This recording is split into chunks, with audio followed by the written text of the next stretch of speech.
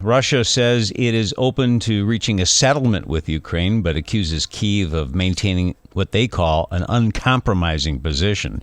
We can take that with a grain of salt, can't we? Let's go to Ukraine now and Joseph Lindsley. Hello, Joe. Hey, Bob, and I didn't hear what you just said because we've lost power here in Kharkiv, but I'm talking to you from my cell signal, so we're connected again. And hello from Kharkiv, and this today, it's always a nice thing when you have a night with not only no explosions but no air alarms. It was rather calm through the night, and but if we look at, all the action is happening really under the radar in the counteroffensive, and I've seen there've been a few indications and a few stories starting to trickle out that Ukrainians are making some good progress there, but I think in this moment, one of the best things I can share with you from the Czech Republic. I spent a lot of time in the Czech Republic where the Czechs suffered under Soviet tyranny, and when I was in university at Notre Dame in the summers, I went to Prague and I studied with the people who created the revolution in 1989, the Velvet Revolution, the Friends of Václav Havel. And learned about, how they stood up to the Russians. And, I never really thought that we'd be dealing with this in a very personal way.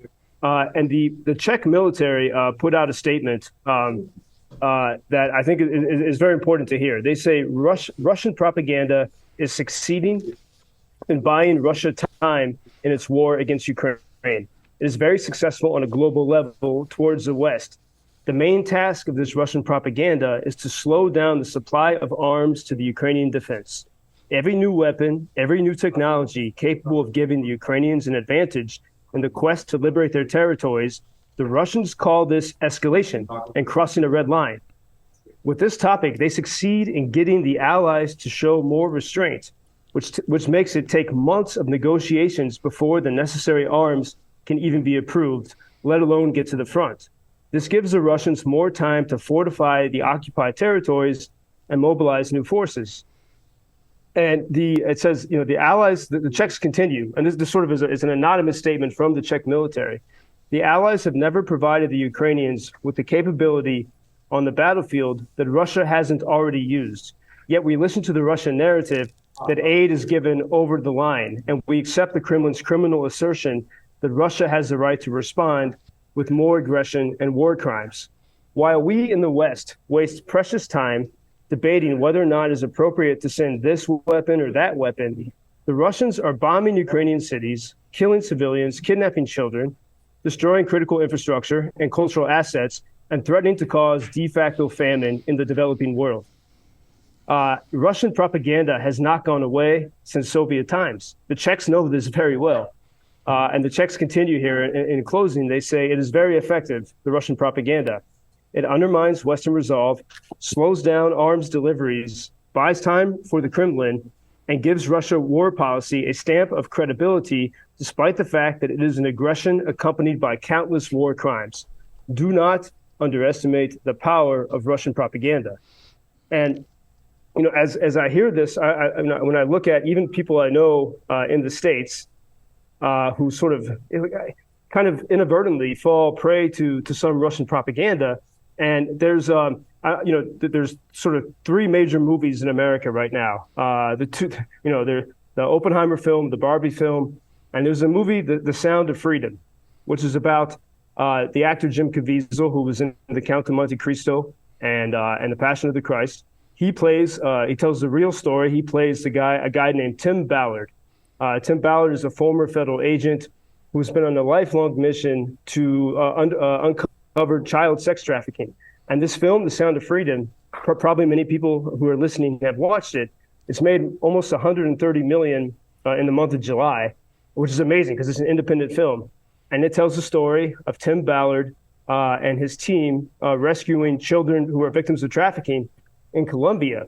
But what really has disturbed me, when I see the promotional interviews for this film on many popular podcasts, you see this all over social media, and I hate to criticize, but even Tim Ballard himself, they attack Ukraine. And so for example, I saw on social media from the website Human Events, and it said Ukraine war is a hotbed for human trafficking. And it's an interview with Tim Ballard, who's played by Jim Caveziel in this film. And he speaks without precision. He never mentions Russia. He says that, anytime there's a war, children are at risk.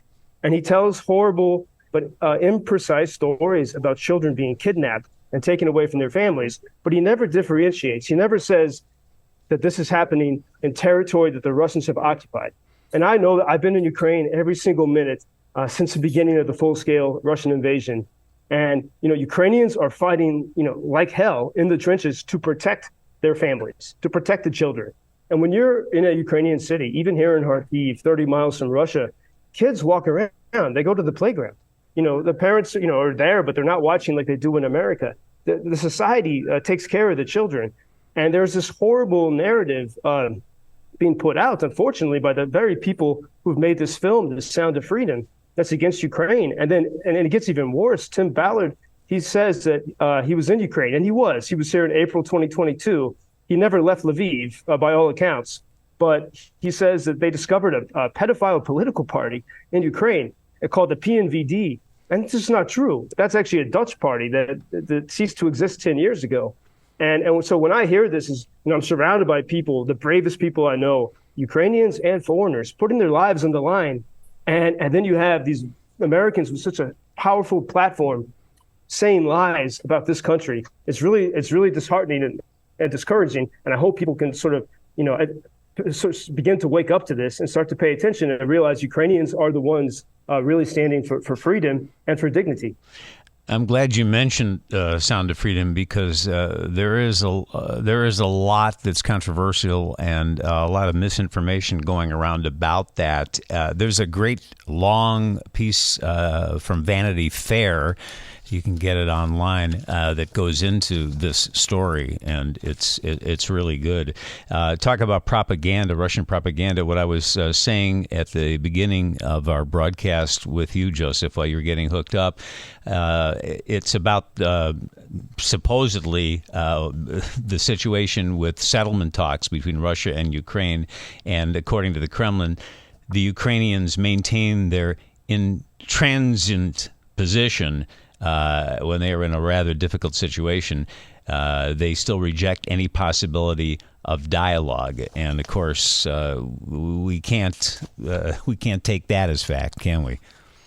Yeah, well, and there was also the story, Bob, about from always anonymous American officials saying that there have been secret back channel negotiations or discussions between Washington and the Kremlin. And when I read these stories, I wonder if, some of these voices are maybe secretly pro-Russian in our government. Whenever they're anonymous, you really have to have a lot of skepticism.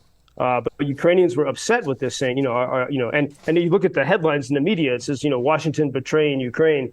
And I think, the media can often be very uncareful about this. But certainly, and from people I know very personally, I have, from my career working in Washington and New York, I know people who work in the Pentagon, who have worked in the Pentagon. Frankly, I think they're afraid, or they don't want to deal with this problem anymore. They used to send me very supportive messages in the first months and the first year of the full-scale invasion, and those messages have begun to vanish.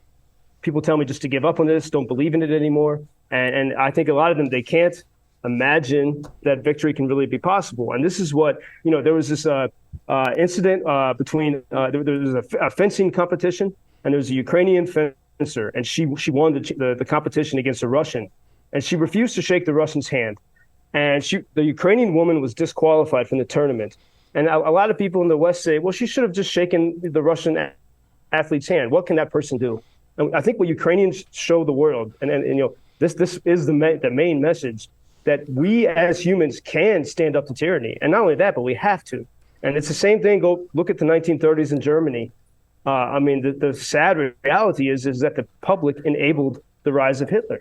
And we have to talk with each other. We have to be on guard with each other and stop that.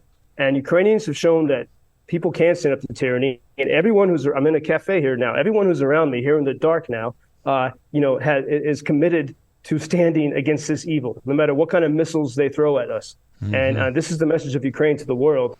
And I would think that the people who love this sound of freedom, that this is the story they should be paying attention to. And I think you look at the hearings on aliens in Congress and all that. It's like we want to do everything we can to distract from the clear decision we have to make right now. Do we believe in victory? Do we believe in freedom or not? Or do we want to live in a fantasy land? That's the question before us. Keep the faith, Joseph. The dissenters tend to have louder voices than supporters. We're with you. Hope you have a weekend break somewhere along the line, and we'll talk Monday. Thank you, Bob. I'm on the way to catch a train. Hopefully it works. All right, be safe. Yeah, hopefully. Take care. Until Monday. Thank you for introducing Ukraine on your social media pages. That's very important that much more people can get more information about the situation here and how everybody can help Ukraine to stay stronger and to save all the world. Що він сказав? Well, which side are you on? На чиїй ти стороні? Come on now. Oh, which side are you on? На чиїй ти стороні?